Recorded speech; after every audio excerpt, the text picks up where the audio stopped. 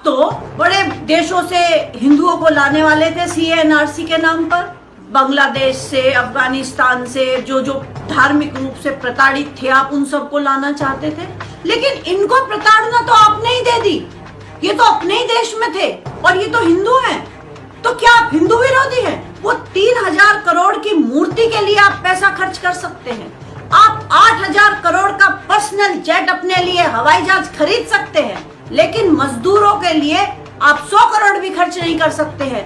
कर लीजिए आप बड़ी बड़ी घोषणाएं कि हमने ये करा, हमने वो करा। आपने कुछ नहीं किया है। आप संकट के समय में उस मजदूर को उसके घर जाने से भी रोक रहे हैं। इससे ज्यादा निर्दयी और क्या होंगे। आप कहते हैं कि मैं आपका सेवक हूं। ऐसा सेवक होता है? ऐसा सेवक होता है कि जनता तड़प रही है, चिलचिलाती धूप के अंदर वो चल रहे हैं, बारिश के अंदर वो चल रहे हैं, ओलों में वो चल रहे हैं, भूखे प्यासे चल रहे हैं। आप विश्व गुरु बनना चाहते हैं? ऐसे बना जाता है विश्व गुरु? आपको तो 56 भोग चाहिए होते हैं खाना खाने के लिए, लेकिन मजदूर जब नमक और चावल खाता हुआ चल रहा है तो सारी दुनिया देख रही है। क्या दुनिया का पागल बना रहे हैं? कहीं रामायण दिखा रहे हैं, कहीं महाभारत दिखा रहे हैं, बड़े बड़े आदर्शों की बात कर रहे हैं। तो आपने पहले कश्मीर में तालाबंदी की थी, अब आपने यहाँ पर तालाबंदी कर दिया, सारा भारत आपने बंद कर दिया। ये इंडिया तो गुलाम इंडिया है। इसके अंदर तो आदमी अपनी इच्छा से ना कहीं जा सकता है, ना कहीं आ सकता है। उसको तो भूखे प्यासे रहना होता है, वह भूखे प्यासे मरने को मजबूर है। अगर आप उनके लिए ट्रेन नहीं चला सकते हैं तो शर्म आनी चाहिए आपको। क्या किया आपने 7 साल तक? कहाँ के आप राजा बने घूमते हैं? ये जो बीजेपी के दफ्तर बने थे उनको आपने क्वारंटीन सेंटर क्यों नहीं बनाया? आज सब कह देते हैं हमने हाथ खड़े कर दिए हैं, हम मजदूरों के लिए कुछ नहीं कर सकते, हम नहीं संभाल सकते। नहीं संभाल सकते हैं तो उतर जाइए सिंहासन से। सिंहासन पर क्यों बैठते हैं फिर? नमस्कार, मैं डॉक्टर शालिनी राकेश। हम सभी लोग पिछले 40 दिनों से देख रहे हैं कि मजदूर निरंतर पैदल चलते जा रहे हैं।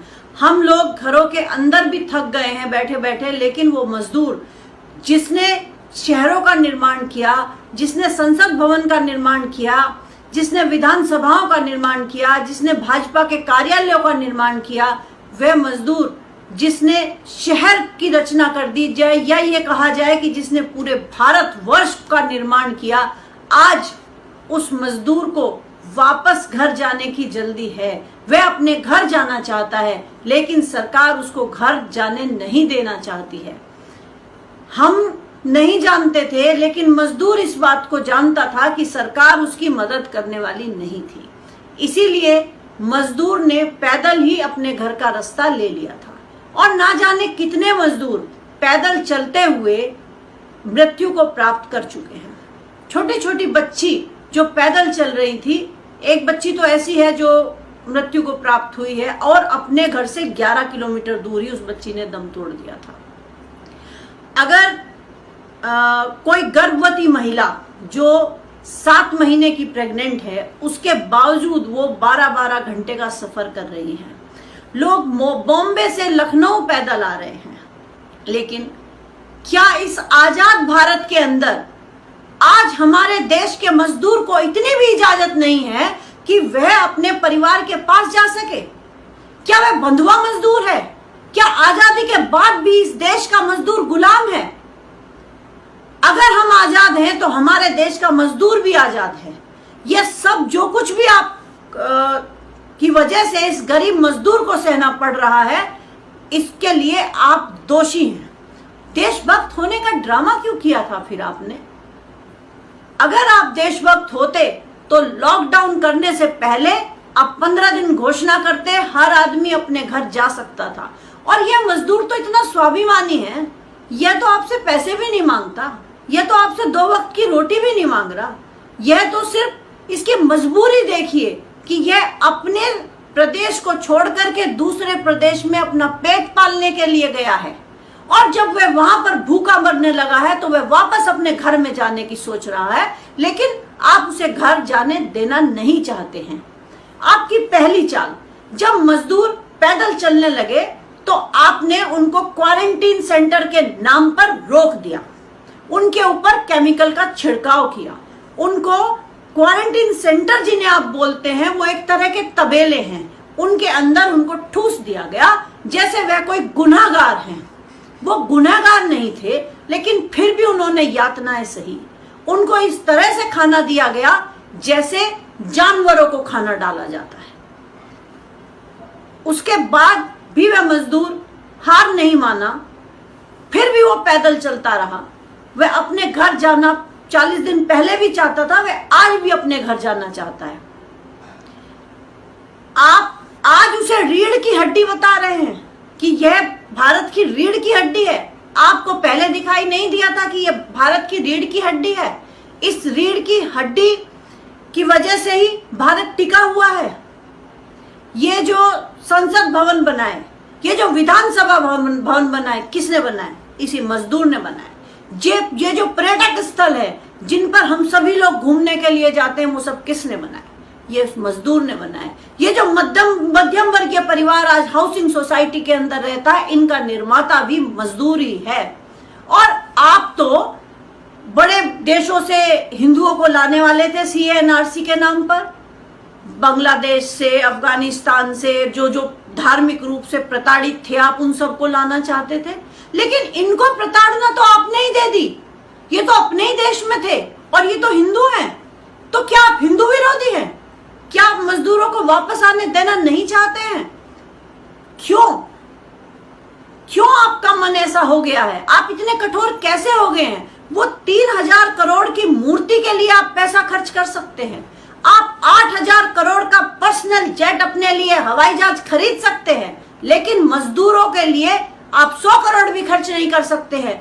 2 घंटे के प्रोग्राम के लिए आपने ट्रंप के आयोजन जो आपने किया, उसके अंदर आपने 100 करोड़ रुपए खर्च कर दिए, लेकिन मजदूर के लिए आप 100 करोड़ रुपए खर्च नहीं करेंगे। पहले आपने कहा कि हम मजदूरों से किराया नहीं लेंगे, लेकिन आपने मजदूरों से किराया लिया। आपने मजदूरों से कहा कि ऑनलाइन रजिस्ट्रेशन कराए जाएंगे। आप बताइए कि मजदूर तो अंगूठा छाप होता है, अगर वो पढ़ा लिखा होता तो वह मजदूरी करता। मजदूरी करने वाला अंगूठा छाप व्यक्ति कैसे ऑनलाइन फॉर्म भरता? उसे ऑनलाइन फॉर्म वो नहीं भर सकता, इधर उधर धक्के वो खाता रहा। जब उसे दिखाए हताशा हुई, 40 दिन रहने के बावजूद भी वो घर नहीं जा रहा था, वो फिर से पैदल चल पड़ा है। कोई टीवी चैनल उसकी खबर दिखाने वाला नहीं था, और आज तो वो ऐसी स्थिति में पहुंच गया है, अगर लोग उससे पूछते हैं तो भी वो जवाब नहीं देता है, वो चुपचाप चले जा रहा है। कोई बेटा अपनी माँ को गोद में लेकर के चल रहा है। ऐसे देशभक्त श्रवण कुमार मैंने देखे हैं कि ये देखिए, ये हैं असली भारतवासी, ये हैं असली देशभक्त। ये मजदूर तो कोई पैसा लेकर के भी नहीं भागे हैं। क्या आपने सुना कोई मजदूर पैसा लेकर के भाग गया हो? उल्टा मजदूर का पैसा सरकार मार लेती है। मजदूर का पैसा सरकार तब देती है जब वो 1 महीने काम कर चुका होता है। वो तो एडवांस में काम करता है। बाकी डॉक्टर है, वकील है, इंजीनियर है, बाकी तो लोग अपनी फीस पहले ले लेते हैं, लेकिन यह मजदूर काम करने के 1 महीने के बाद उसको तनख्वाह मिलती है। और वह तनख्वाह भी मजदूर अपनी मर्जी से नहीं लेता है, सरकार तय करती है कि तुम्हारी यह न्यूनतम मजदूरी है। जो उसको मजदूरी दे दी जाती है, वह उसमें अपना और अपने बच्चों का पेट पालता है। तो क्या इस संकट के समय में उस मजदूर के लिए आप 4 बसों की व्यवस्था नहीं कर सकते? आप अपना एडवर्टाइजमेंट करते रहते हैं, हमने एक्सप्रेसवे बना दिए हैं। क्या ये एक्सप्रेसवे आपने गाड़ियों के लिए बनाए थे या पैदल चलते हुए मजदूरों के लिए बनाए थे? आप दिखाना चाहते हैं कि हमारे एक्सप्रेसवे ऐसे हैं जिनके ऊपर हवाई जहाज उतार जाता है, और उनका तो आप नाम भी नहीं लेते जिन्होंने वो एक्सप्रेसवे बनाए थे।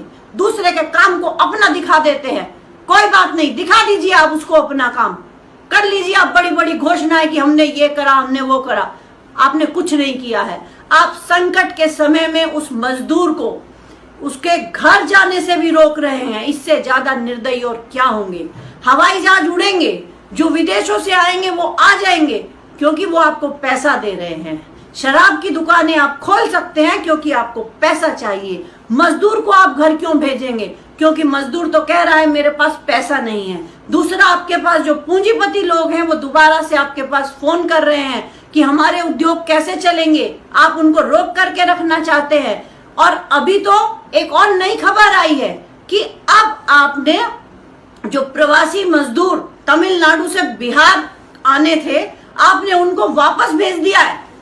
2000 मजदूर हैं वो, आपकी इतनी हिम्मत हो जाती है कि आप रात के अंधेरे में आप मजदूरों को वापस भेज देते हैं। कैसे राजा हैं आप? आप कहते हैं कि मैं आपका सेवक हूं। ऐसा सेवक होता है? ऐसा सेवक होता है कि जनता तड़प रही है, चिलचिलाती धूप के अंदर वो चल रहे हैं, बारिश के अंदर वो चल रहे हैं, ओलों में वो चल रहे हैं, भूखे प्यासे चल रहे हैं। आप विश्व गुरु बनना चाहते हैं? ऐसे बना जाता है विश्व गुरु? एक तरह से ठीक भी है। क्यों? क्योंकि आप दिखाना चाहते हैं कि आदमी कितने कम संसाधनों के अंदर चल सकता है। आज वो नमक और चावल खा करके चल रहे हैं। नमक और चावल। आपको तो 56 भोग चाहिए होते हैं खाना खाने के लिए, लेकिन मजदूर जब नमक और चावल खाता हुआ चल रहा है तो सारी दुनिया देख रही है कि भारत के अंदर कितनी गरीबी है। और आपको तो ये गरीबी दिखाने का फायदा है, तभी तो आपको दूसरे देशों से सहायता मिल रही है। लोग आपको पैसे दे रहे हैं, आपके ऊपर पैसों की बरसात कर रहे हैं। अब कहां गए वो आपके कार्यकर्ता? कहां गए आपके सांसद? कहां गए सत्ताधारी पक्ष के नेता जो हमेशा ये कहते थे कि हमारे तो इतना बड़ा हमारे कार्यकर्ता है, हमारे 1 करोड़ कार्यकर्ता है, हमें नहीं दिखाई देते कहीं पर भी भगवाधारी उनकी सेवा करते हुए? कोई सांसद हमें आज तक नहीं दिखाई दिया मजदूरों की सेवा करता हुआ, मजदूरों की व्यथा सुनता हुआ। ये वही लोग हैं जिन्होंने आपको वोट दी थी, जिनके लिए आप मरे जाते हैं। जो अमीर पूंजीपति लोग हैं वो तो आपको वोट देने आएंगे भी नहीं। और वो अक्षय कुमार जो आपका इंटरव्यू ले रहा था, वो तो भारत का नागरिक भी नहीं है, वो तो दूसरे देश का नागरिकता उसने ले रखी है। उन लोगों को आप बड़ा मानते हैं।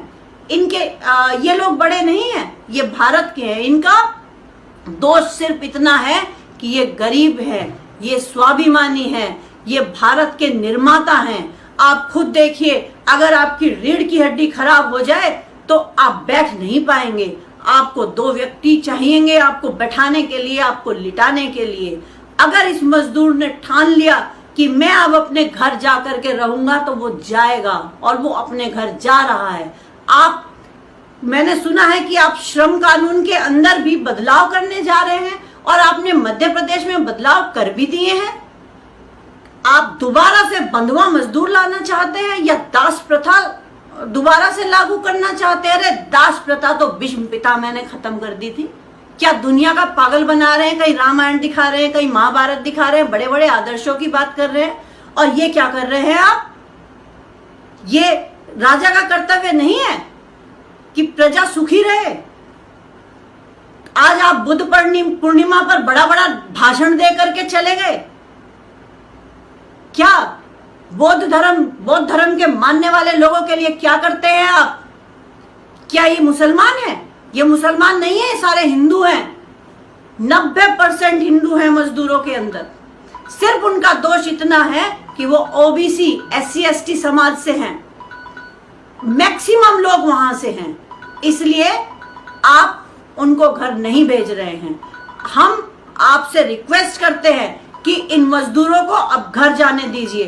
और अगर आपने समझदारी से काम लिया होता तो जिस समय देश के अंदर लॉकडाउन हुआ था उससे पहले आप इन मजदूरों को घर भेज देते, और इस समय तो वो वापस आकर फिर काम पर लग गए होते।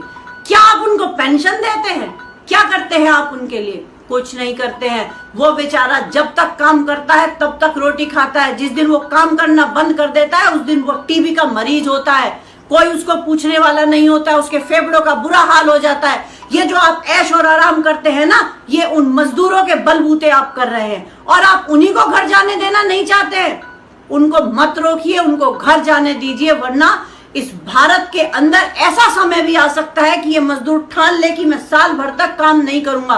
सारे भारत के अंदर तालाबंदी हो जाएगी। आपने क्या 2 महीने की तालाबंदी करने का शौक है आपको? आपने पहले कश्मीर में तालाबंदी की थी, अब आपने यहां पर तालाबंदी कर दी, सारा भारत आपने बंद कर दिया। आपको नए नए एक्सपेरिमेंट करने का शौक चढ़ चुका है। इन एक्सपेरिमेंट को बंद कीजिए, गरीब के दिल की आवाज को सुनिए, तभी न्यू इंडिया बनेगा। वरना ये इंडिया तो गुलाम इंडिया है। इसके अंदर तो आदमी अपनी इच्छा से ना कहीं जा सकता है ना कहीं आ सकता है। उसको तो भूखे प्यासे रहना होता है, वे भूखे प्यासे मरने को मजबूर है। आज बहुत सारे लोगों के अंदर धूप में चलते चलते उनके अंदर पानी की कमी हो गई है, फिर भी वो चले जा रहे हैं निरंतर। सिर्फ एक ही उनकी इच्छा है कि हमें अपने घर जाना है। आपसे रिक्वेस्ट है कि उनको मत रोकिए। जिस तरह से हवाई जहाजों से लोग आ रहे हैं, इसी तरह से मजदूर को घर जाने दीजिए। अगर आप उनके लिए ट्रेन नहीं चला सकते हैं तो शर्म आनी चाहिए आपको। क्या किया आपने 7 साल तक? कहां के आप राजा बने घूमते हैं? ये जो बीजेपी के दफ्तर बने थे, उनको आपने क्वारंटीन सेंटर क्यों नहीं बनाया? बनाने चाहिए थे वो क्वारंटीन सेंटर आपको। आलीशान बने हुए, क्यों गरीब के रहने से गंदे हो जाते? ये जो संसद भवन है, इसको बना देते। सांसदों के घर हैं, उनको दे देते मजदूरों को रहने के लिए। क्यों नहीं दिए? 300 कमरों जो खाली पड़े हैं, किसके हैं वो? आपका इतना बड़ा घर किसका है? हम जनता का है, और हम जनता अपना हक लेकर के रहेगी। सुन लीजिएगा, भाजपा में बैठे हुए सारे के सारे लोग आज सब कह देते हैं हमने हाथ खड़े कर दिए हैं, हम मजदूरों के लिए कुछ नहीं कर सकते, हम नहीं संभाल सकते। नहीं संभाल सकते हैं तो उतर जाइए सिंहासन से। सिंहासन पर क्यों बैठते हैं फिर आप? बड़ा शौक चढ़ा है आपको सिंहासन पर बैठने का। आप जनता की तरह रहिए। जनता अपना फैसला खुद कर लेगी, अपने लिए नियम खुद बना लेगी। हम महिलाएं भी अपनी रक्षा खुद करना जानती हैं। जय। इस खबर को अभी लाइक करें, शेयर करें और ऑनलाइन न्यूज इंडिया की सभी खबरें अपने मोबाइल फोन पर सबसे पहले देखने के लिए अभी चैनल को सब्सक्राइब करें और घंटी जरूर दबाएं।